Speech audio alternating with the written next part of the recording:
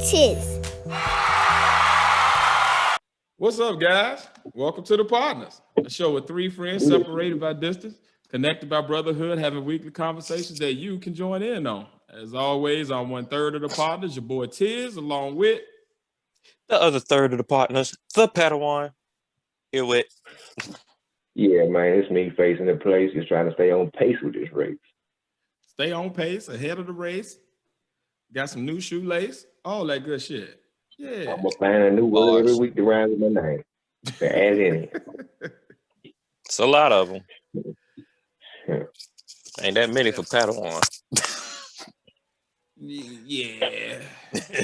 Gotta slow it down a pat. Pat, rat-a-tat-tat. If I do syllables, Padawan, champion. Yeah, let's go. Let's get Capadon. Marathon. Megalodon. Y'all gonna make me start rapping. Mastodon. The Matterhorn. Yeah, I bet them. Megatron. Oh, shoot. Black Ranger, Mastodon, Padawan. There you go. See, there you go. Bars. There's ways to make it work. Yeah. I'm gonna come out with a whole freestyle. How y'all be, man? Huh? A little bit of that. Allergies kicked my butt this today, so I'm kind of loopy off allergy medicine and tree. I ain't even gonna lie to y'all. Oh, okay. Well, your perspectives ought to be interesting tonight. Should be fun. Yeah. Yeah. Face answer quick as hell. Say, hi. This is default answer.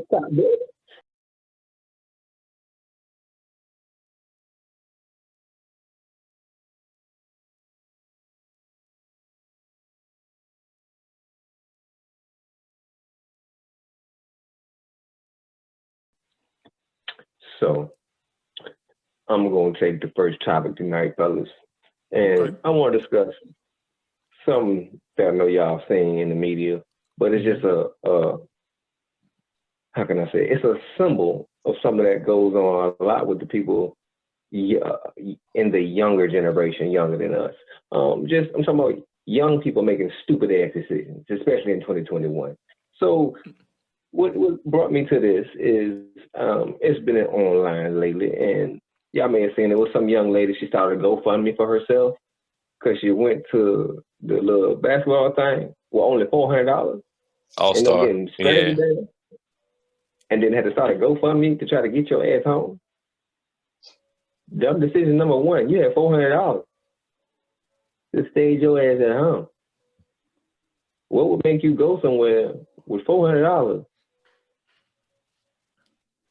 out of the state for $400? $400 out of state ain't gonna do nothing for you. Why didn't you spend all of that $400 while you was there if you knew that's all you had? Like that's what This my thing. You have to pay for lodging, you have to pay for food, and whatever activity you want to do while you're there for this weekend. For how many days? The weekend. Yeah. Regardless, if it's one day, $400 if you're cheap may be good, but 48 hours, no, you're not good. On All-Star weekend? Not an All-Star. That shit gonna be high. Because everything booked up and already, so you paying extra just to get. And this is my thing.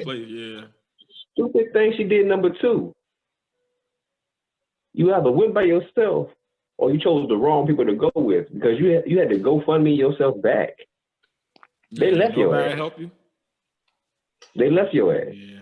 So I'm gonna give you the benefit of the doubt and say you went by yourself, but that's still stupid because you don't go to nothing like that by yourself. No. That's dumb. What happened if somebody try to get you? You got. Most women playing with other women. Wrong state to be got in, boy. This sex trafficking area, right? Sex trafficking down here. This is not the place for that. You got to make better decisions. Young people, a lot of young people that's growing up these days, they came in a generation that all the parents want to be a lot closer and befriend them and give them everything they want and spoil them and everything like that.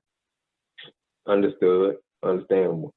But don't let that overshadow the real life situation, and shit can happen to you. You feel me? The world ain't that sunny disposition place your parents put it up to be for you. The world is real, and 9 times out of 10, the people that you meet in life outside of your close circle do not care about you. Make smart decisions, man. You gotta be a lot more careful out here. Like, I don't understand it. You feel me? Like, every place I go to, I gotta have money in my pocket. I gotta know how I'm getting there and how I'm getting back. That was something I was taught. You feel me? Like basic common sense. That's the main thing you think about when planning a vacation or a trip. Yeah. That mid 2000s YOLO shit got a lot of people messed up where they just be, oh, we're gonna go, but like, what if you didn't have social media?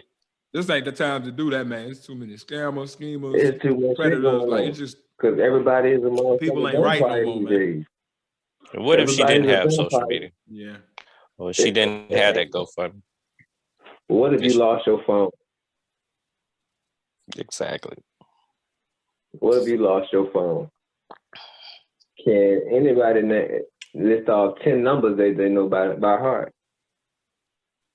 Yeah. Not these days, because you want to go straight to Google, you want to go right to the phone book and just hit the face or hit the name. Don't nobody know numbers these days. Most people don't know their own damn cell phone number. That's real. Not even if your phone got lost. That is super real. What if your phone cracked, broke, you can't see your contacts, but you got your phone? Like, that's still doing the same thing pretty much. What if your shit died and you dumb enough to come with $400, so you dumb enough to forget your charger too? Yeah. You got your phone. Yeah, that was not well thought out at all. That shit dead. That was dangerous, actually. Dangerous and dumb as fuck. Yeah, man. You feel me? Like, it's bad enough. It's dumb as hell for anybody, but a young lady, man, this ain't the time or the place down here in Georgia, man. It just be like, it's literally be sex trafficking posters and like warnings and stuff almost anywhere you go down here. Like, it's serious. It is not a game. People ain't nice out here like that. You can't be moving around like that. That's just reckless. People just want to go with Where's your father, lady? Where is your father? People just want to go with the fun at. I want to be part of the in crowd. Be part of the in crowd and get got, and then people won't see you no more. How many people a year get snapped up? Yeah. Young women, make better decisions, please. Yeah, man. And now you got COVID. That's crazy. That too. You got COVID and you don't got no money. Because if you spend $400 like that, I'm assuming you went to a party or something. You know, tell them what they had flying around there and there, man. Atlanta's one of the country dish right now. That's another thing I understand. You feel me? Once again, young people making dumb decisions. I understand you've been cooped up, you've been on quarantine, you haven't been able to be around a whole bunch of people and do what you normally used to do. But guess what? COVID wasn't around when you were doing what you normally used to do, but now it is around. Take the necessary precautions to protect yourself. Yeah. Sure, you may have gotten the vaccine, but do you know that vaccine is taking hold all the way and that you can't catch it? Because there are also cases of people who had the vaccine of both shots and still caught COVID after they had both shots. So you go in these big environments with these people and putting yourself at risk for what? To dance? Motherfucker, put the music on at home. Yeah, it ain't worth it right now, man. You can. Your club at home. Like, you got to be smart. Like, the quicker we just do the right thing with this COVID shit, man, the quicker this shit will be over. But yeah, and if humans, you go to the club, young lady, that was not smart. And if you go to the club trying to find some ass, that's 10 times more stupid now because 9 times out of 10, y'all ain't got no mask on, so you're gonna catch COVID, go home and catch something else too. Yeah, I feel you, man. That these young folk are definitely not thinking. That's just not. You get a 2-for-1 deal. Like, I ain't never been nowhere and didn't know how I was getting home or make sure I was gonna be straight while I was there. So I'm like, if it was, I let y'all go ahead. Then I catch y'all on the next go round. I ain't ready to go. I ain't got it. But it ain't never worth just risking it like that. That's just not smart at all. At all. If before the trip starts, you know your bread ain't right. that should be your decision right there. My bread ain't right. Shit, I need to stay here. Yep. You knew all year you wanted to go, but all year you won't save, and so you should have stayed your ass at home. Like, next year it's gonna come around again. And my thing is that must have been your last 400 because you needed to go fund me. You weren't able to go to the bank and withdraw none of nothing. So that tell me that like you ain't in the financial status to be going nowhere right now. Like you need to be stacking your bread and like thinking about your actual future past just a weekend. Like Another that's young 400 you dumb. could have invested or 400 you could have had saved up for like if you have an off week at work or anything. But that She could be scamming. She could That's have possible. more than that and just wanted more money so she can get whatever she want going. I don't know. I always try to think of the other perspectives first because there's a lot of that scammery going on out here in the world. So I feel you there. Mm-hmm. That's definitely a possibility these days. I don't put it past it, but still, another dumbass move. So once again, All-Star Weekend and shit, you got these people who rent a U-Haul van because they can't find a hotel. They rent a U-Haul van, driving around partying and chilling in the U-Haul van and getting checked. Are you stupid? Hold on, what? So they using the U-Haul van like an RV, you mean? Yeah, a RV/party bus. Oh, okay. So you're getting COVID in a can and with wheels on. Pretty much. Can of COVID. Oh, So I ain't never been that desperate to go nowhere, man. So what is? If I can't find somewhere to stay, before I leave, I gotta know where I'm staying, how I'm getting there, how I'm coming back. Yeah. What would be the minimum amount of money to go out to All-Star Weekend? Because I never went. Don't care to go anytime soon. So I definitely say it depends on the city, but just All-Star in itself, you're gonna already be paying like whatever, even for the cheap hotels, whatever their normal price is, you can double or triple that just because it's gonna be so booked. So you have to pay extra to get your reservation, especially if you do last minute. You're gonna be paying a grip just for that.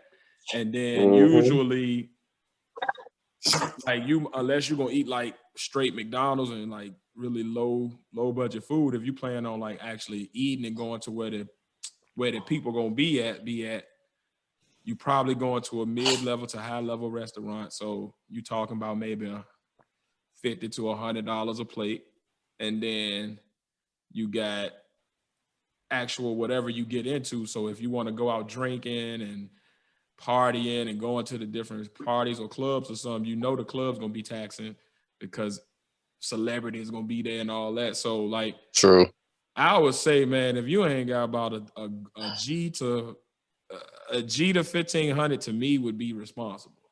That give you $1,000 to like fuck around and do whatever you need to do, and that ain't including however you get in there. That's just once you got there, but at least you got that $1,000 to do what you need to do for them 2 days or whatever, and then you got 500 as like a backup money just in case shit hit the fan. Like, okay, I can still.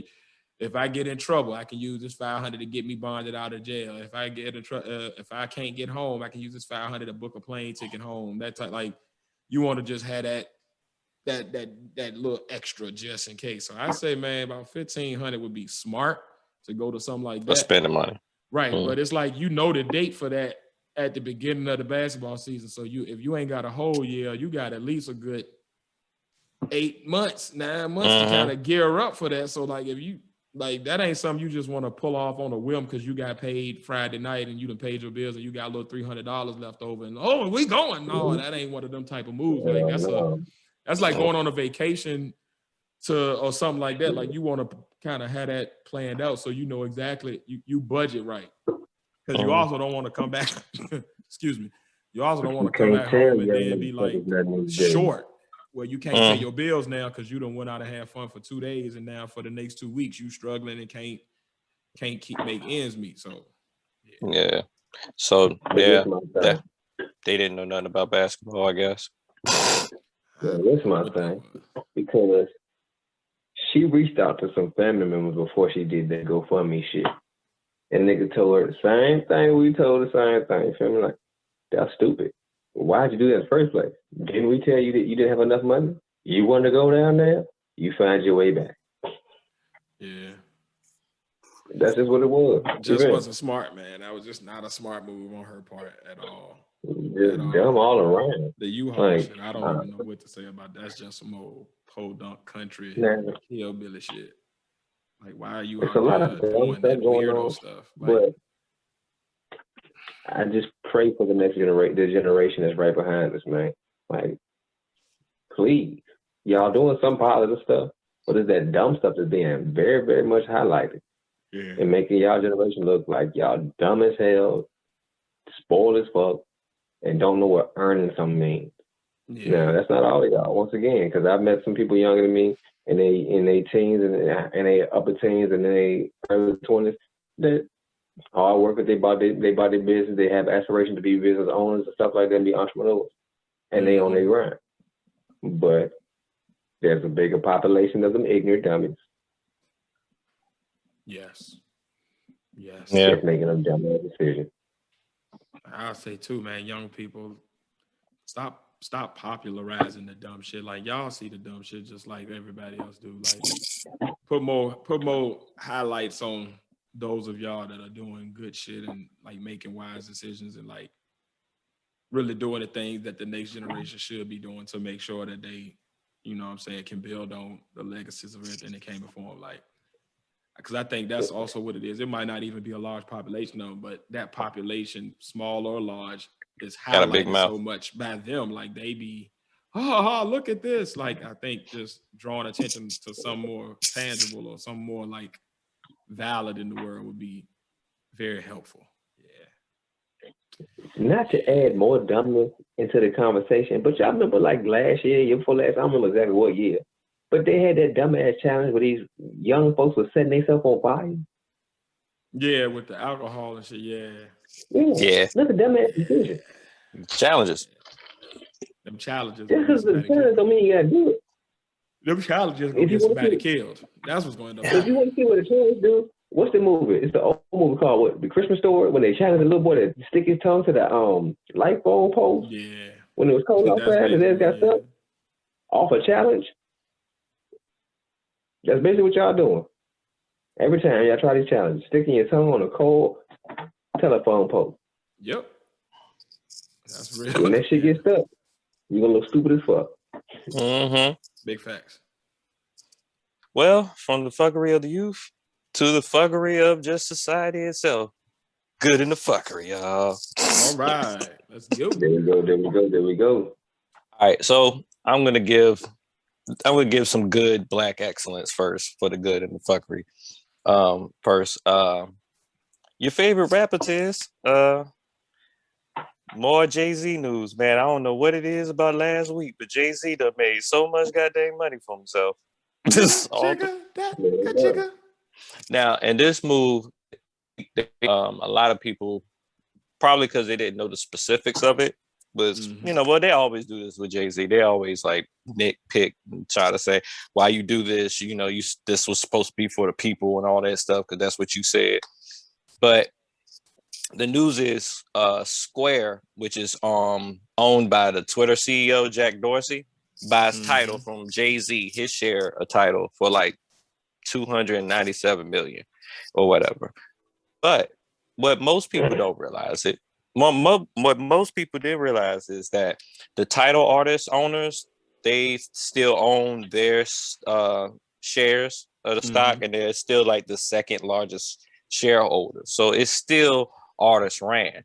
And on top of that, Jay-Z is moved to Square's board of directors. So he's still basically just leveled up and got a nice little. He got paid to level up. Yeah, basically. Like, I'll just jump on this board of directors of the company that just bought my little share of this smaller company, and now I can run both a little bit. Pretty much have my hand in both. Smart man, that basically. Man, that young people learn from this guy. Learn from this guy. Big man. Nigga be doing it, man. That generational wealth he gonna have, bro. He make me so proud. And his kids are growing, look like they're growing into such young, cool little young people too.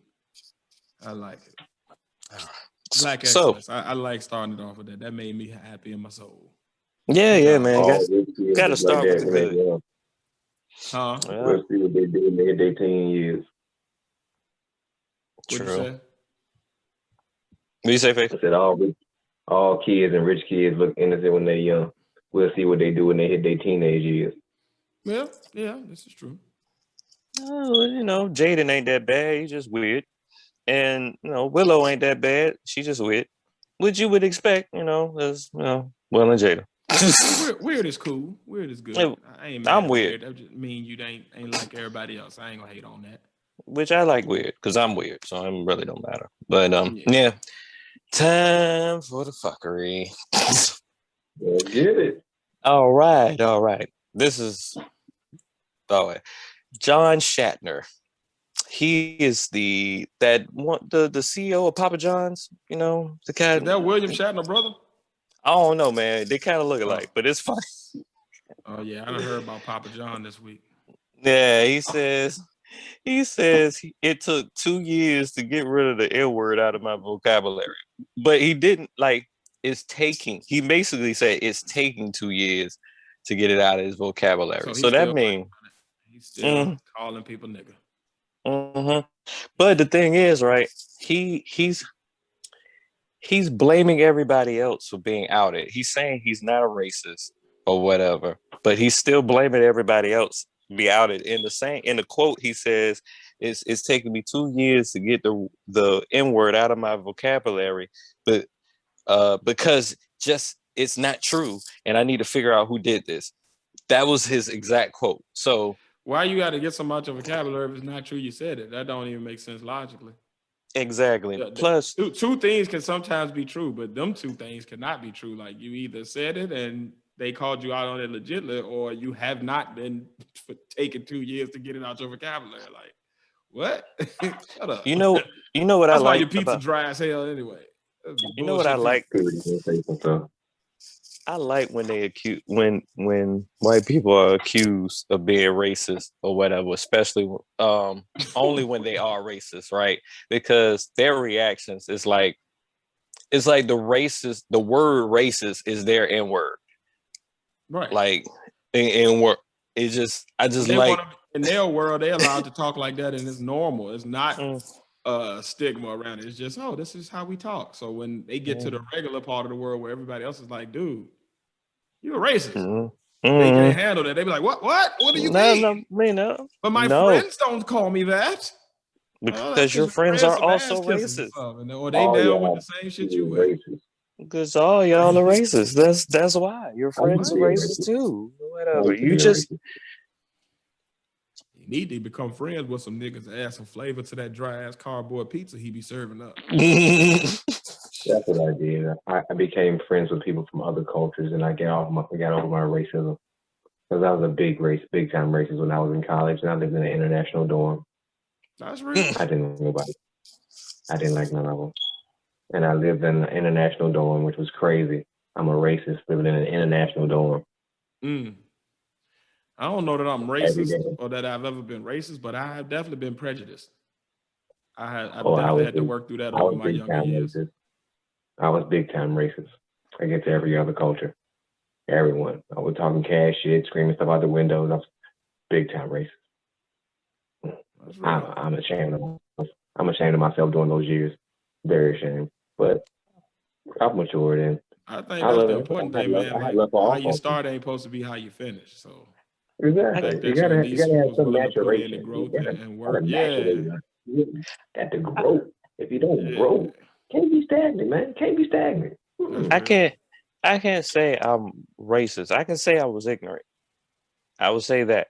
And it's not like I did something malicious to someone or whatever because I felt they were different or whatever. But I would think they had certain behaviors because I was ignorant of their culture. That's what I'm saying. That's what I mean. I was prejudiced. Like I didn't have like no thing of power over them where I was like, oh, because of this, I can do this to you or none of that. Or it was more just well, this is what the stereotypes that I've been taught about you, or this is what I've been told about you. So, oh, okay, well, that's what I'm judging you by as opposed to actually getting to know them and shit. So I definitely, But I think that come from the generation we was in too. Like it was normal to be like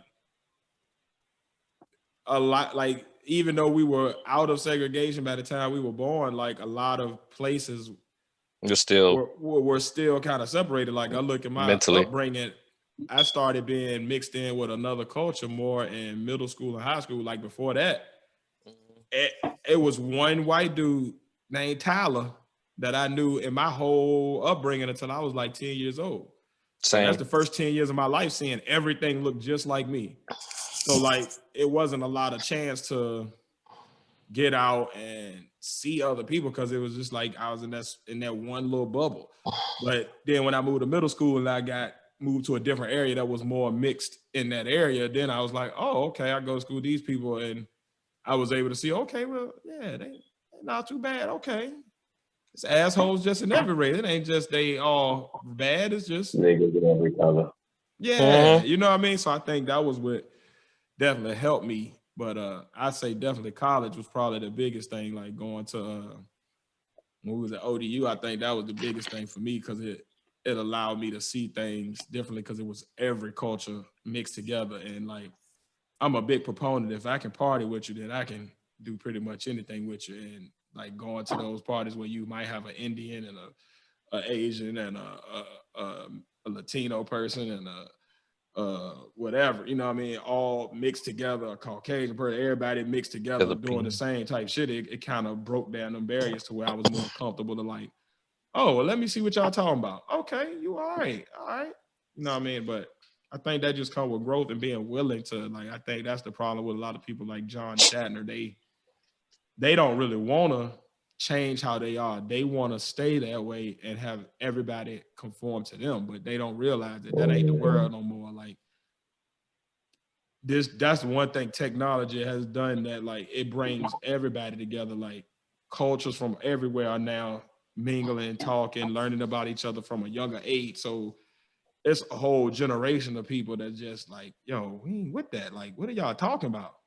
And I think even our generation, like you've seen a shift from like the way blacks, whites, and other cultures talked about each other in the 90s has evolved even in our generation. So it's like the only people left is them old people like him that's like still stuck on their ways and they haven't been challenged on it because of their money and their power. So they still try to hold out hope. Like that's what that Make America Great Again should be like. Like it's like them people that just want to hold on to what was because they see that the world having a midlife crisis. We're not the majority anymore in our way of thought.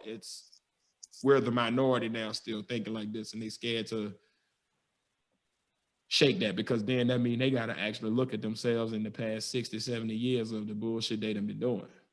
And that's hard. You know, it's hard to look at yourself sometimes and admit like, damn, I was fucked up. You know what I mean? So I think that was John Shatner.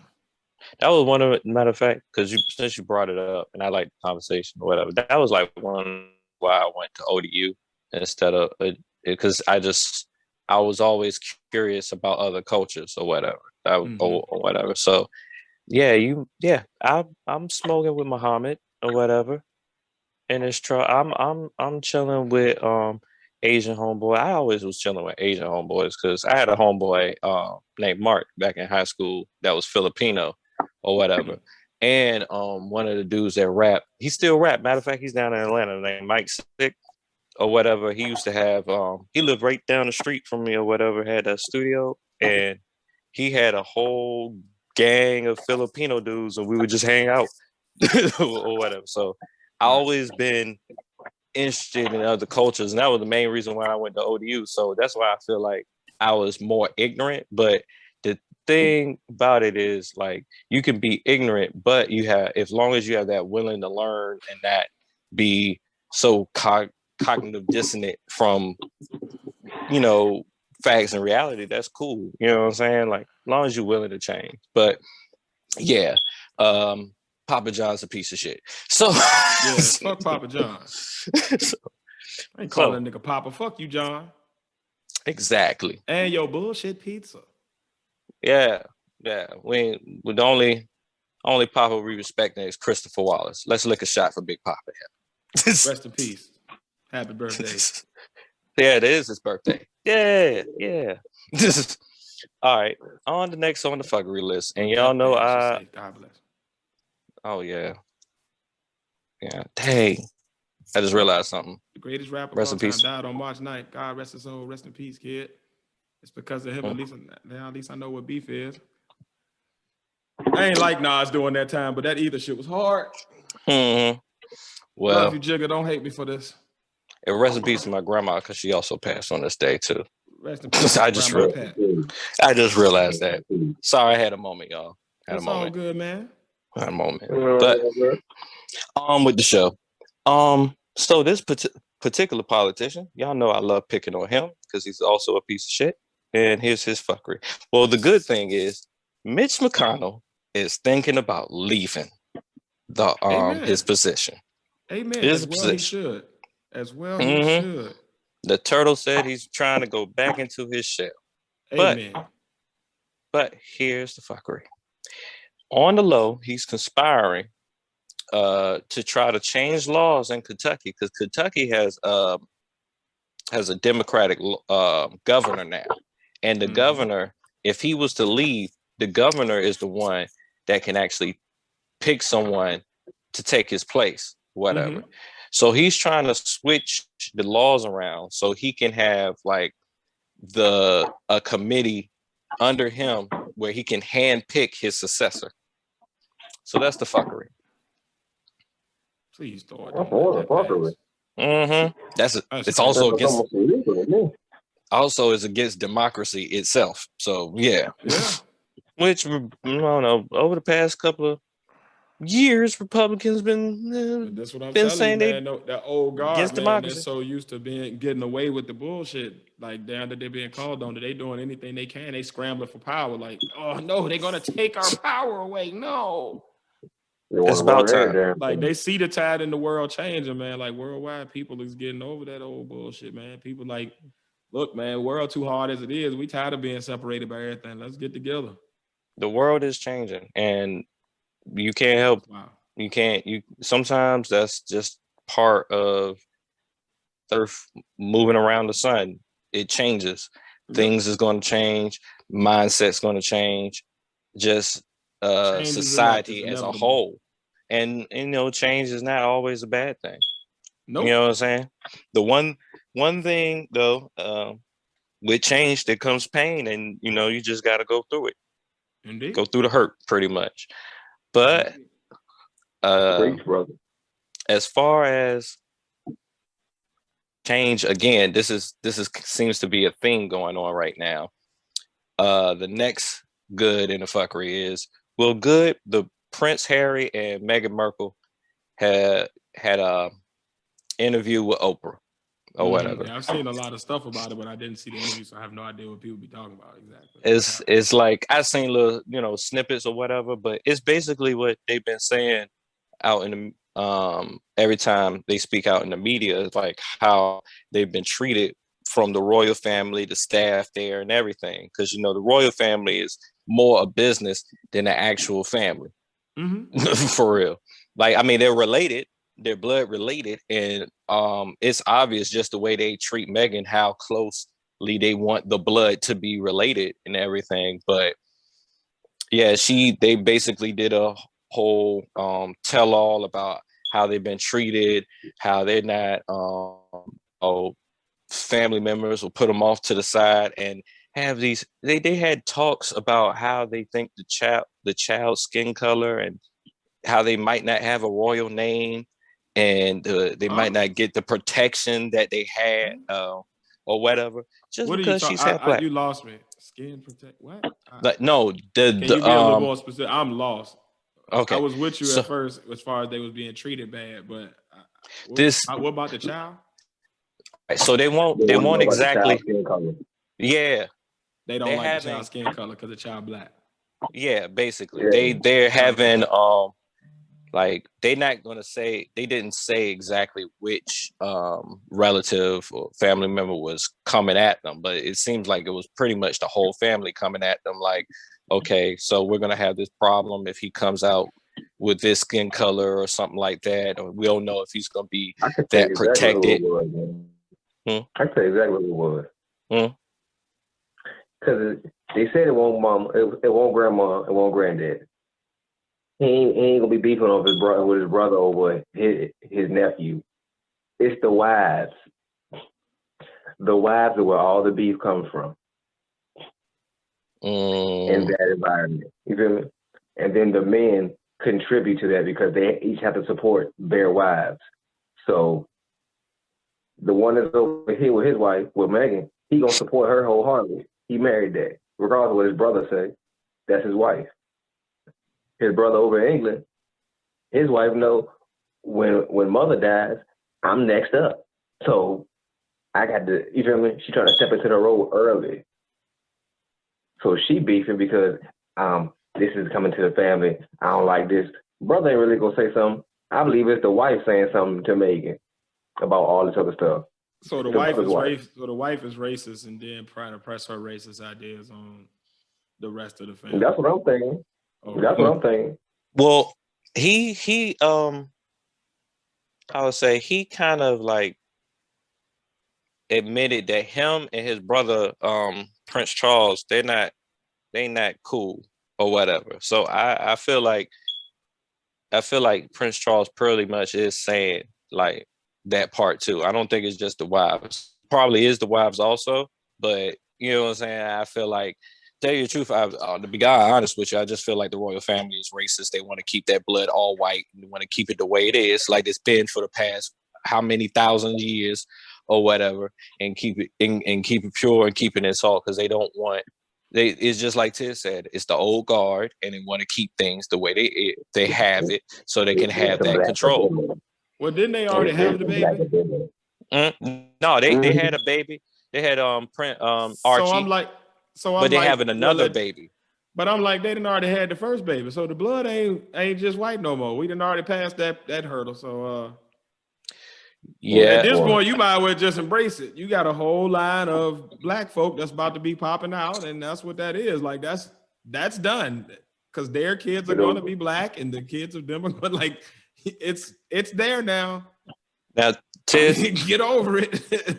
Now, Tiz, in a logical world or whatever, that's right.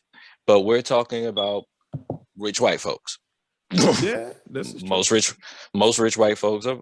When you get right down to it, they're racist or whatever because they're rich enough to not listen to other people, pretty much, and they powerful enough. Cancel that bullshit because it's pretty much. It is what it is now. Y'all might well go ahead and embrace them little black babies and let it go. No, well, they don't got no.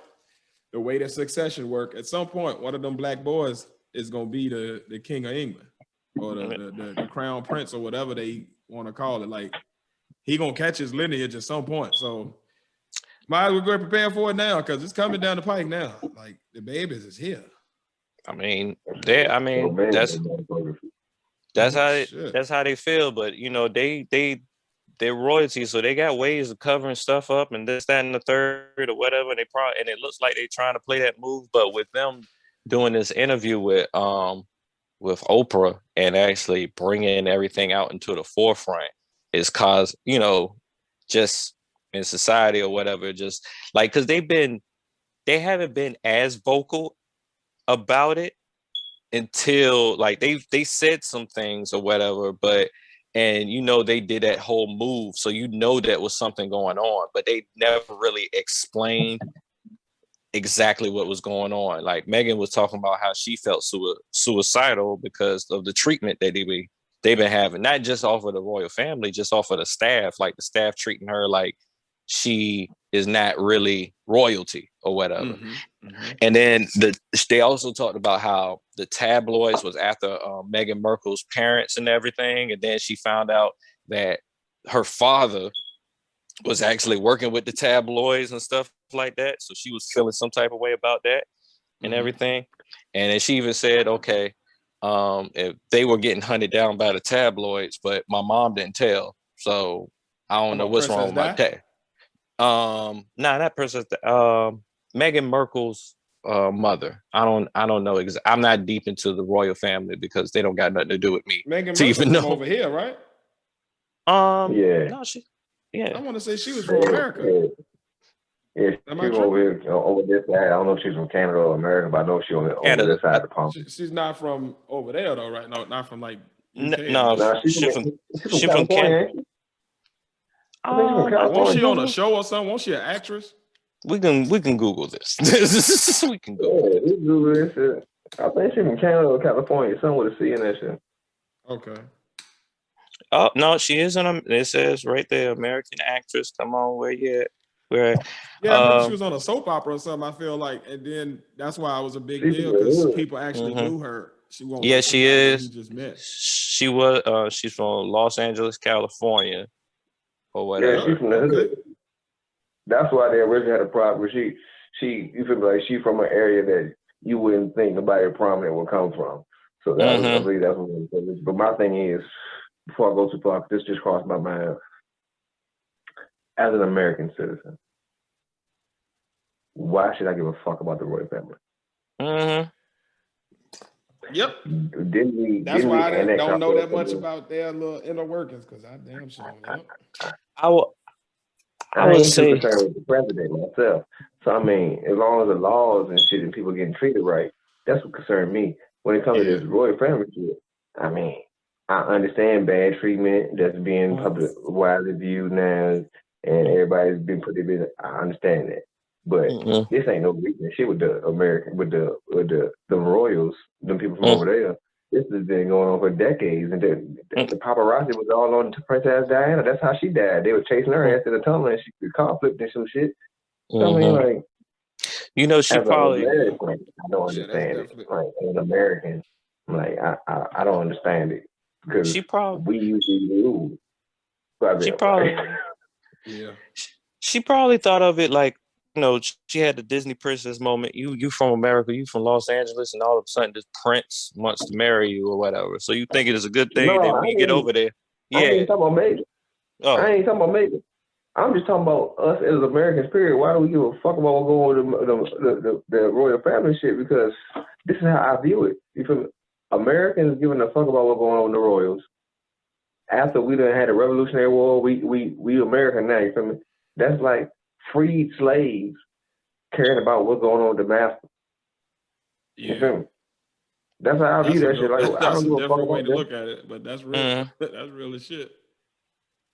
I feel what you're talking about.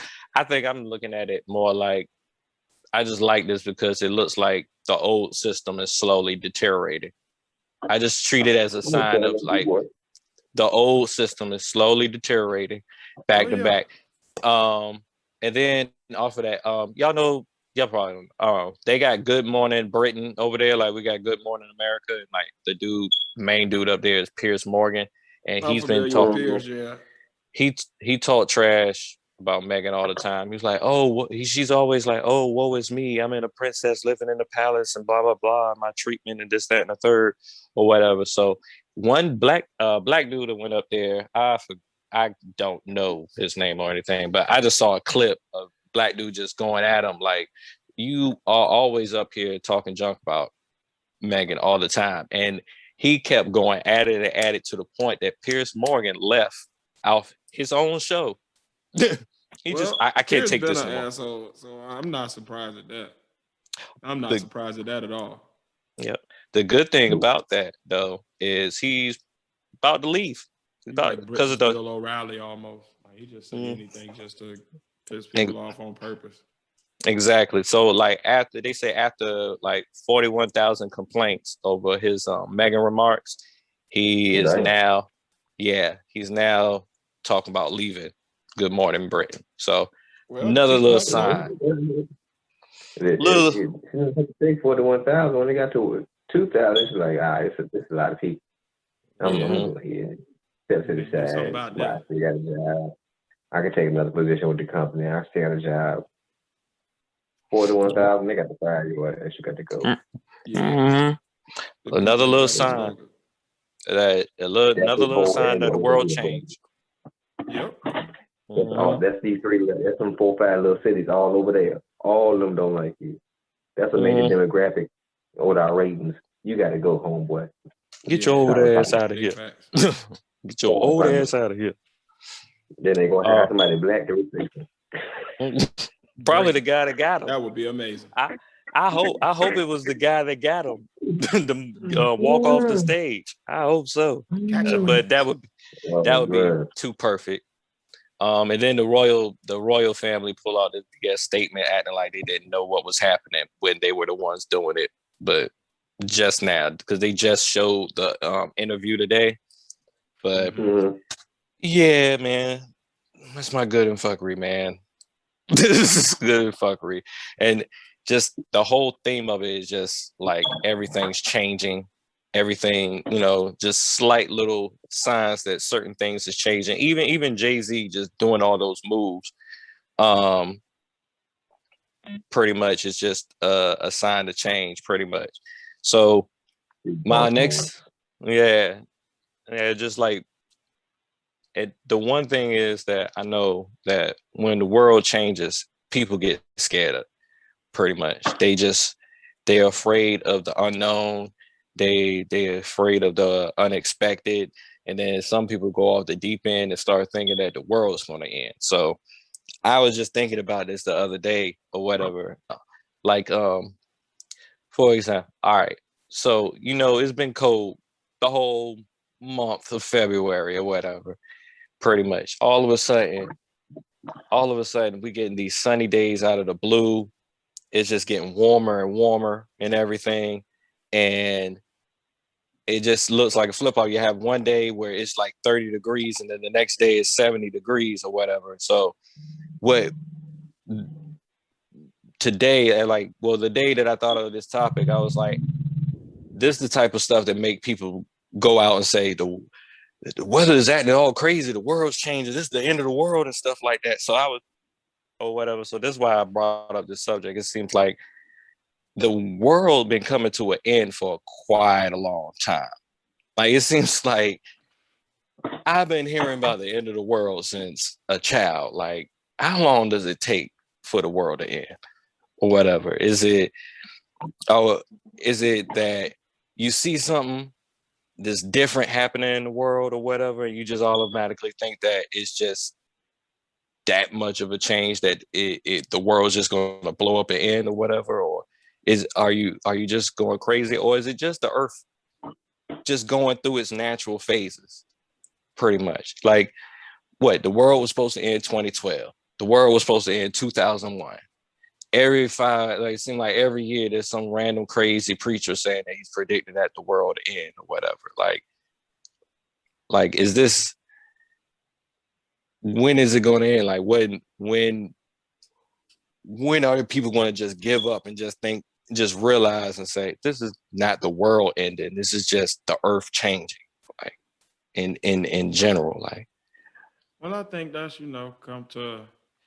it's a mixture of things. I think it goes from religion to people being ignorant on just how many times the world, quote unquote, has ended in the cycle of the earth. Like, the earth, like, I think anytime, like, the world has ended by the ice age. The world was ended when the meteor hit and killed the dinosaurs. Like, it's more of it's not even an ending. It's more of it's going into the next phase naturally, or whatever is naturally that been building up for the past era where things were, quote unquote, quiet. But I think when you get people into different religious backgrounds that don't put in science in with their religion, and you get people that are just uneducated in general, like, anything that seems massively different than what they used to, it seemed like to them their world is ending. So they project that and make it a global thing, when really it's just your way of life or what you comfortable with is coming to an end and it's changing. You know what I mean? A lot of people not really comfortable with change. So it's like, it's scary to them. So those fringe people that's already a little off, whereas the regular person will just be like, okay, I don't like this, but I see that it is changing. Okay, they'll start looking at it logically. Them crazy people, they just be like, oh my God, this ain't what I'm used to. The world over. That Chicken Little shit, the sky is falling. The sky is falling. No, it's just a pine cone, champ. You're gonna be all right. It's an acorn. Yeah, it's just a lot of overreacting over like little small stuff or whatever. Like, it seems like I like I don't know what it is, man. It's just like whenever we like, for example, like Black Lives Matter, when that was starting off, I was actually seeing a lot of conservative people talking, just going off the deep end and talking like this is a sign of like revelations or something like that. Like it seems like they just use that to demonize any type of like social reform or anything like that or whatever. And I'm like, I, I just feel like that's just a extremist way of thinking. That's To just exactly what think it is. Yep. like just to think that just because we want some bit of humanity that we're trying to like bring forth the end of the world. Like we're trying to bring forth like the last book in the Bible or whatever. Like it just seems to be weird. And then that goes along with what I like how I feel about religion, how I feel like religion betrayed me on something. Because it's like it seems like anybody can just pick up something, pick up a book or whatever, and then just use that to back up whatever garbage that's coming out of their mouth, pretty much. Like it's it or even with the Texas thing. When Texas came, now, mind you, this is probably a good example of where you would probably just, if you're going through it right now in Texas with a winter storm and it's Texas, you would never expect snow in Texas or whatever. I can probably feel why you would think that would be the end of the world at that time. I can totally understand that, especially if you're going through it right then and there or whatever.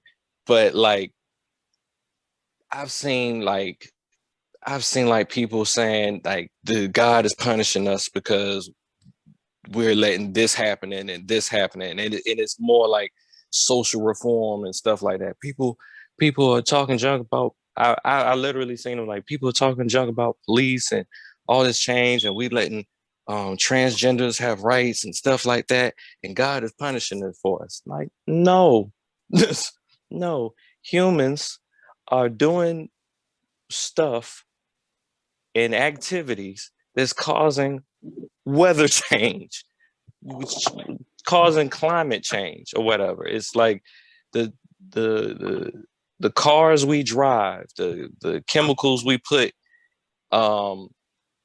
out in on the earth when we're finished with them or whatever. They're changing things in the atmosphere to make climate change, and weird stuff like this is happening. Whatever. These are the things that I was still not. I don't know. I think religion plays a part in it, but I also think it's just crazy people, like people that are just on the fringe anyway. Because you can manipulate science, you can manipulate data from studies, you can manipulate research to back your opinion. Like if you believe strongly enough in something, or if you're already a little off and you want to find something that backs up what you're saying, you can find it. You know what I mean? So I think it's just people that's already on the fringe and already overreactive, like overreactionary in their nature anyway, that do this. Because the average person ain't walking around saying the world gonna end. It's those nuts on the end of the spectrum of crazy that's like, it is coming. Like, it's not everybody, it's them. So like, I think it's just go back to like, you got nuts in society that when these things happen, they get louder. That's it. Yeah. That's what this is all about. Your viewpoint on anything, period. All right. You got to understand life in general to understand the end of the world. All right. The earth is a living being, as we all know. Mother Nature, all the elements. Earth is a living thing. You feel me? It does have an end date. So in essence, Earth is going to end, but it ain't no time soon. What you may be saying is as the Earth ages, new things happen. As in when the human body ages, new things happen. When you get a certain age, when you wake up, your knees hurt. You're like, "Damn, where does hurt that come from? That's new. What's going on?" Right. Do you get so scared? So when it's more hurricanes one year, well, I get more scared. The Earth is aging. New things gonna happen, just like with your body. Accept it and move on. That's it. You can't change heaven. that's why the fear comes. That's where the fear sets in because you can't control it. Mm-hmm. You feel me? Fear sets in when unknown things and changes happen that you can't control. If it's something that you can control, it's not fear there, it's just apprehension and anxiety. Fear sets in when it's something new, changing, that you have no control over. And you just got to take the ride. Then all the fear comes in and everything else sets in. Now, when it comes to religion and religion in that topic, I mean, every religion talks about the end of days. I mean, but you got to take that with a grain of salt. Yep. Because you got, me personally, I take all religion with a grain of salt because I personally try to look at where all of them started from. So, me personally, that's a big conversation. I say that conversation for a different day, but my whole views on that topic is just real funny. So I'll save that. But when it comes to the end of days, I mean, when it comes, it comes. You can't stop it. So why be all paranoid about it and be running around? That's the one thing when it does happen, everybody on earth just got to accept it and roll with it. It may be traumatic, maybe happen in the instant in the flash, but regardless of how it happens, you're going to have to roll with it. It's going to happen if it's going to happen. Yeah. What will be, will be. Don't get me wrong. I'm a spiritual person. I believe in God and in general. And it's just that I feel like the institutionalization of spirituality is religion, and religion, it causes, like, I would say, it does more separating of people coming together than actually bring them together or whatever. Now, and the rabbit on this, I just really wish that instead of just saying this is the end, times and everything, that we'd say it's just a new age. It's a new change. It's not the end of the world. It's just a new age, end of the old age, pretty much. And then go from there. Gotta embrace change, man. Change is inevitable. Ain't nothing we can do about it but allow it to happen, because it's gonna happen whether you try to delay it or not. It's gonna happen. Change is change. It is what it is. You ain't gonna look like you did when you were 18. When you're 80, it's going, shit gonna change. So deal with it, folks. Just deal with it. Deal with it. Man, the Earth is a couple million years old. Like, goddamn, what you expect? Yeah, and it's been through more wear and tear in the past few thousand years than it has been in all of the billions of years. So it's only going to accelerate the changes at this point. Exactly. You feel me? So, I mean, you got to look at things realistically. You feel me? You can't have that overview like, well, it's supposed to be. No, we don't know what's supposed to be because no man can tell the future, and you don't know what tomorrow's supposed to look like. You don't know the day or the time. Yep. Ideal is in the mind of the beholder. No one knows what tomorrow holds. So we all have to, just like I said, take it with a grain of salt, and it is what it is. Indeed. Embrace change, people. Shit gotta change sometimes. And speaking of something that needs to change, here goes the Umar weekly update for this week. This one is not very long because he only had one real thing that he did this week, or event that I could find. So basically, he posted an IG live where he's back at the school. So that's a good thing. Anytime he's actually at the school, that's better than him being on the road somewhere yelling at folks. At least he's at the place that he's claiming to take donations for. So while he was there, he posted a video of him and some supposedly HVAC experts checking out the problems with the HVAC units at the school. Supposedly, they're going to be doing some repairs at some point, but we've seen this before with other parts of the building where he has somebody that he claims is working on something, and you see them at the building, but nothing ever gets worked on. So first off, he shows the HVAC unit, and it looks the exact same as it did 2 years ago, except for more wiring and stuff has been ripped out. The outside HVAC unit for the gym, it looked like the dope fiends and people looking for scrap metal and stuff like that and tore that thing all apart. It's just the outer shell of the HVAC unit at this point. Like, the inside is completely gutted. It's nothing in there no more. So he's saying that he's going to replace that. Now, he could have replaced that 2 years ago with the $350,000 he had left over after he purchased the school, but now he wants to collect more donations. So we still don't know what happened to that 350. And now he wants more donations to replace this HVAC unit. And then he still has to get it repaired and installed once he's replaced it. Then he goes into the school to show the toilets and the shit lake in the gym. And he's talking to, and he's talking to the Instagram Live people like, you know, this is what we got to work on. This is what we got to work on. Now, mind you, the shit lake been in there for a good year. We've seen that on video documented for a good year where it's just pooling sewage water in the gym floor. This is not a new thing. So why he's showing this as if it's a new thing that we didn't know about, like, we know that's there. We've been waiting on you to do something with it. We see that. The toilets are all still crumbled up. Look like somebody took a sledgehammer to all of them. So he's saying that he got to do that, but he got the water off because you can't have water running through the plumbing, which is not true because you can fix toilets with the water running. You can fix plumbing with the water running as long as, with the water turned on, I should say, as long as you go in and shut the main valve off when you're working and then turn it back on. So you can have running water to the school so that people can get a drink of water while they're there or use whatever bathrooms you may have that are actually working. So that's just bullshit. Why he's showing the shit lake and the toilets, I got very confused because he was supposed to be showing the HVAC work that needed to be done, but he started showing plumbing. So that correlation made no sense to me. As he's showing the building or whatever, somebody, I guess, on the live was like asking a question or said, was like saying the different things that needed to be done. He got on a rant on a concrete slab outside. He walked out the building, laid on a concrete slab and said, I don't care what needs to be done. Y'all just get it done. And he's talking to the donors and the people that he wants to donate money to him. And he literally said, y'all just get it done.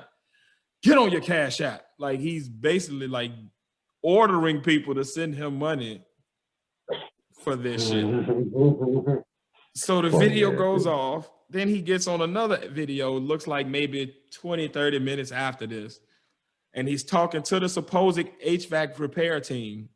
Now this repair team looks like, if you remember on the old Sanford and Son show, the little crew he had that hung out on Saturday nights and drunk Ripple together, it was like him and like 3 other old dudes. This is what this group looks like. It looked like Umar went down to the corner store where he get his 2 for 99 games and like recruited some of his old drinking buddies. Like, come on, guys. Y'all act like y'all coming to fix something. Because these HVAC dudes don't look like they know what the fuck is going on. They're not looking at HVAC, mind you. He has them in the gym looking at the shit lake, talking about the plumbing that needs to be done. While he's talking about the plumbing, he's showing around the gym, ceiling panels missing galore. Mold, like this mold growth is growing out of the corner of the gym, and it looks like something from that movie The Grudge, when that little ghost hair would come out of the shit. Like that's what it looks like. The mold looks like it's like a whole entity unto himself. It's a whole creature by itself, like creeping out of the corner. And again, these are supposed to be HVAC repairmen. So we're talking heating, ventilation, and air conditioning, and this is what he has them looking at. He then says that the shit lake needs to be fixed, and he's telling them all of the problems that he's had with the shit lake about how it just drains in and then it'll be there and then it'll seep away one day and then it'll come back another day, and it's not coming from a leak, like a leaky roof. It's coming from somewhere in the plumbing. He then tells them that somebody done poured concrete into the drainage pipe. And he says this as if it was like a solution that made sense to the drainage problem. But I'm thinking if you already got the backed up pipes, you pouring concrete in there is only going to back things up worse. And again, he's telling all of this to a group of old players looking like they just can't, like the Wino crew, like they fresh off a bottle of Thunderbird. They have no materials, no clipboard to write down stuff. They have no, like, you know, measurement tools. You know how usually, like something wrong, like, you know how usually when people come to like do a repair, they come with like, they're going to give you a quote. So they come with shit to measure shit so they can average, okay, this is how much pipe I'm going to need. This is what I'm going to, so when they assess what you need, they can then tell you, okay, this is what it's going to take. This is the price, da-da-da-da. These people have nothing. Hands are empty. They all chilling in old jeans. One of the dudes looked like he got the jeans that Umar finally gave up last week. on the day. Might be. And like, and these are supposed to be HVAC repairmen. They talked about the HVAC none.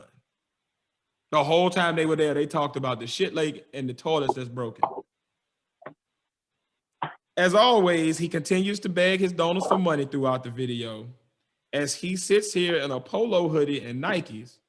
This is after he told his donors that they should not be giving their money to buying grits or Nikes or these white companies. They should be giving their money to him. But he got on polo and Nike in the video. He doesn't acknowledge or think about the fact that more than the HVAC actually needs to be done. Like, he needs to get the school up to occupancy code. He needs to, first of all, get the gym floors fixed because they are no longer usable. They've had water damage and sewage damage on them for however long this school been vacant. Since like 2015 or something like that is when the old school that used to be there left.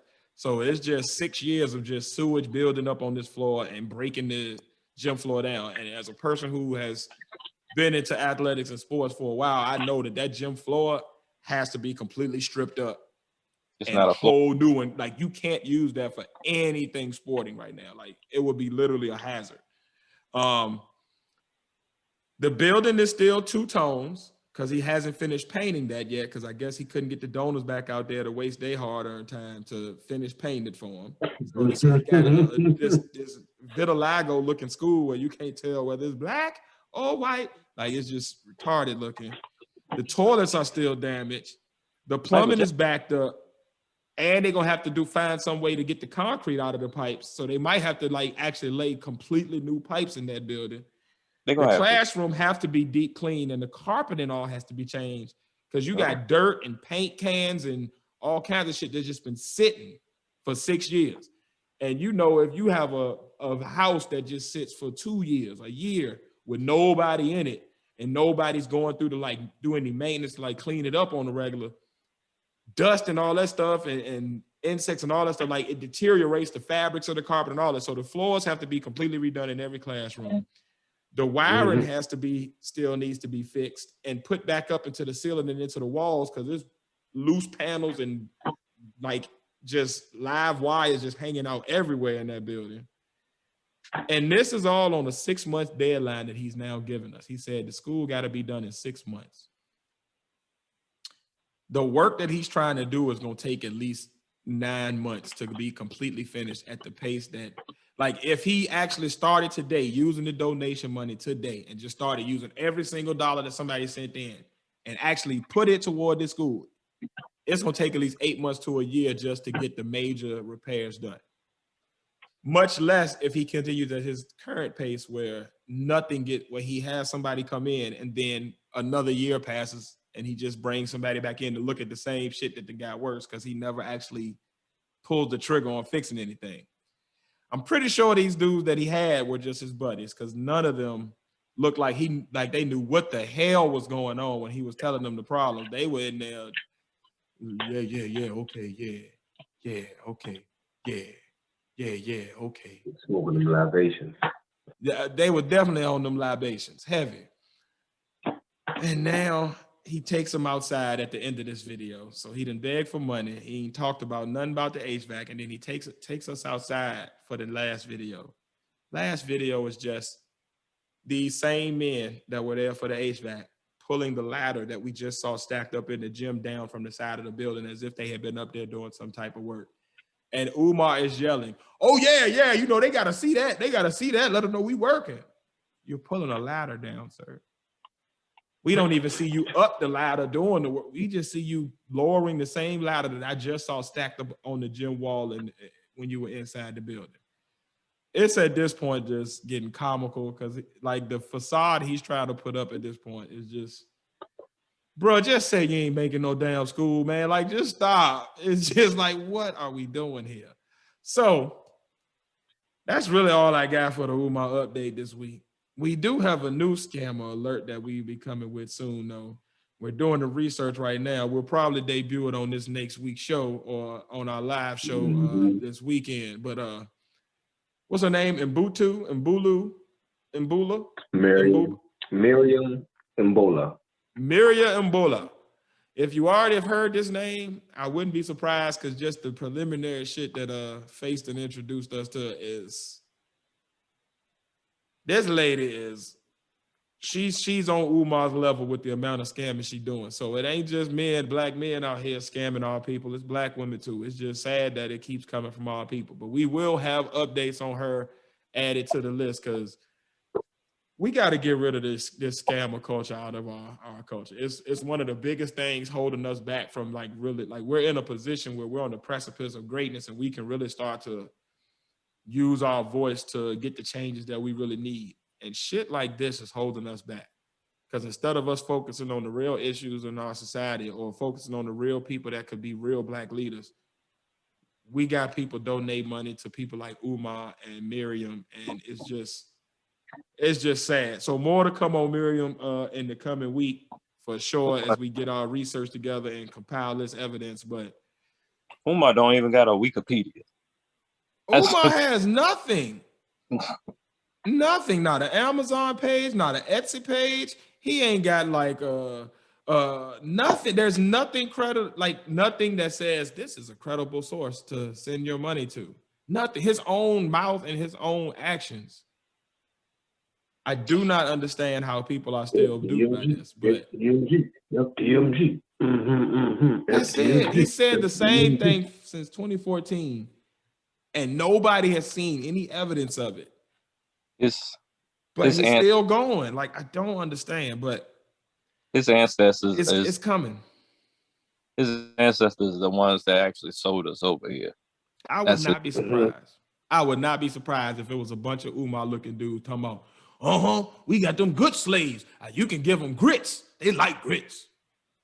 And make sure you leave me with one of them white women to rub my bit to with guacamole. Like, fuck out of here, man.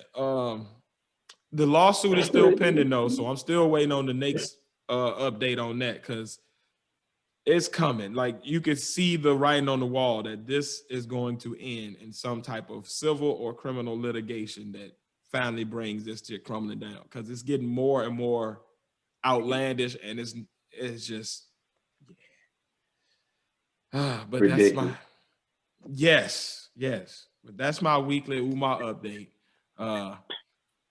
It's just sad this week. I ain't even got too many jokes for it. Like, I really watched these videos this week and was just like, this is, and you just watch the black people in the comments. It's just like, oh, my king.